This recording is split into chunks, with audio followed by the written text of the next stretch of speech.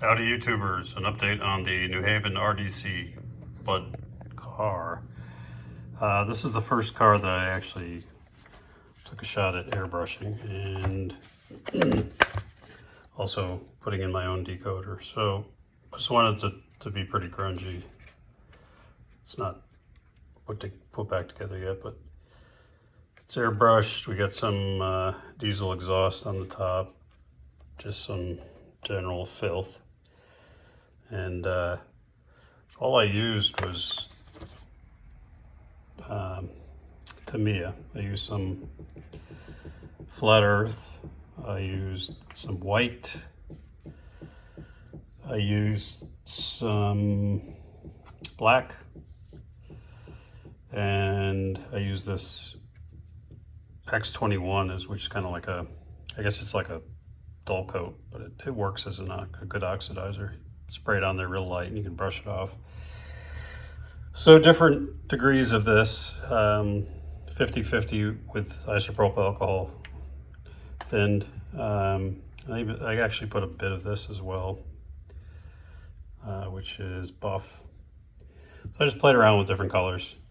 I wanted to try this X19, but it's kind of a transparent grayish kind of color. So did that over here with my airbrush station. Is the Iwata airbrush hooked up to a little Harbor Freight compressor, and then when I was done with the whole thing, I just coated it with testers. It's a dull coat.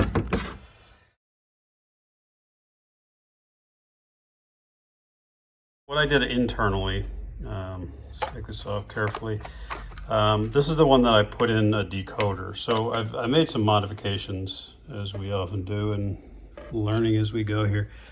So this is the 58824, I believe. It's the last time I put in the micro decoder, ESU Loc sound. And what I found was the amperage draw was just on the hairy edge. So I wanted to put the bigger decoder in, and it doesn't have keep alive capacitors. So I got this this one here, and I got all this from Tony's Trains, and it is not an ESU, but it works with an ESU because it's got the three plugs. Red, white, and black, and that way when you're doing the low programmer, it'll actually override that capacitor, so you don't need to reed switch. ESU makes the same thing, but they're all out of stock, so that's basically the same thing, different manufacturer. Tony's Trains Sugar Cube speaker, and let's see what else is going on here. I tried to make it as clean as possible as an install. I put interior lights, and what I did initially, I put strips of LEDs, which these kind of things that you put in your light valance, and I put a capacitor, a resistor. They have their own built-in resistors, but to dim it down. But I was finding that these were kind of flickering, and I think there's just too much voltage draw or amp draw from them for the whole setup with the decoder and capacitor. So I ditched those, and what I did is I took the micro LEDs. I think they're 603s, I want to say, and I super glued them, 4 of them on the top or on the ceiling, which is basically the bottom of this circuit board. And you can see the thin wires coming up. All the negatives go to a bank of resistors, so each LED should have its own resistor on the negative side. These are actually 2000 ohm because I didn't want them too bright, and then all the commons or the positives are tied together to the auxiliary wire into the circuit board, so that into the decoder, so that function 6 turns on the interior lights. And then you can see that I just super glued some people in there, sitting people, had to cut their feet off to get them to fit, but nothing super detailed, because you can't see them. So any good quality people I keep for the actual layout. But so we got that going on. everything is here on the engine itself because it'll fit into that dome there. The only thing that I used double-sided tape and stuck it on the roof over here is the capacitor. And the wires are all hidden because they all stay up above that circuit board. It takes a little fidgeting to get it to go on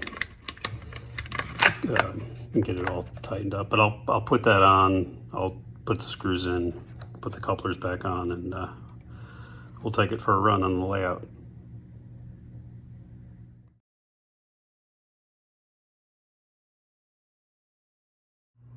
All right, there's the New Haven on the layout. All put back together, weathered. Got people, we've got the DCC decoder and speaker.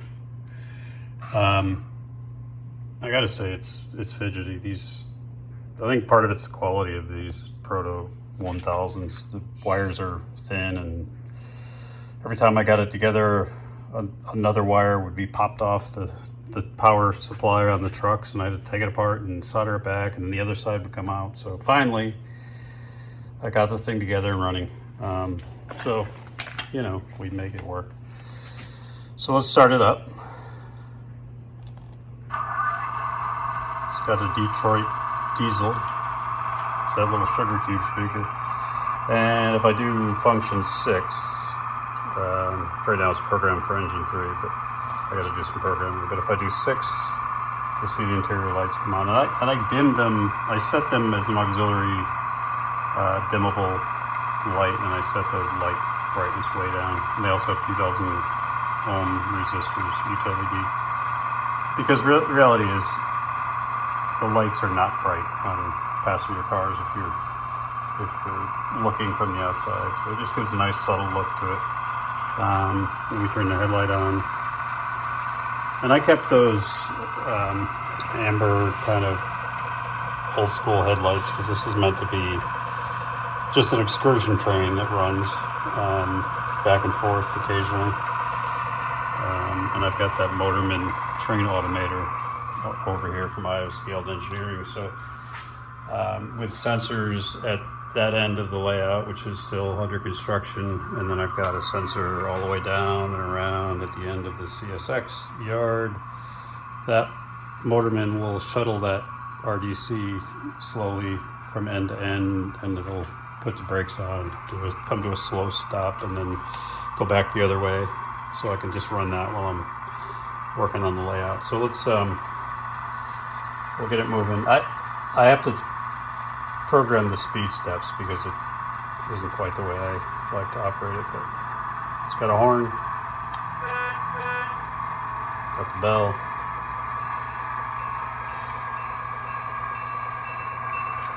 and you can see the people in there. I like the weathering. I'm definitely going to continue on with airbrushing. I wanted it to look kind of grungy, even though it's an excursion train.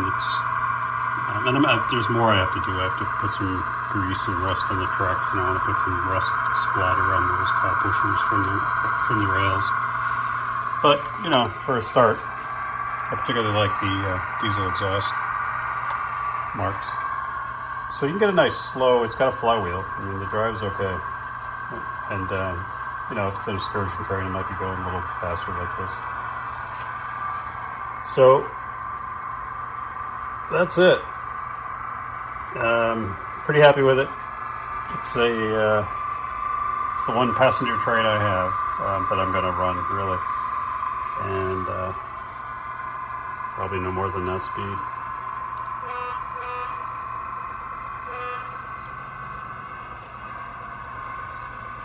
Brakes on. I gotta turn up the brake volume as well. We shift it in reverse and we get reverse headlights. Actually, this is forward. The way it's going now. That would be forward. You'd have the baggage up front, baggage compartment, and then the seating. I mean, either way is forward with these RDCs, but on this layout, forward is going to be for that baggage section going first. But yeah, I think it looks pretty cool. I like the lighting dim on the inside like that, and you could turn it off, of course. So something different on the New England Industrial Division. Hope you enjoy it, and Happy New Year.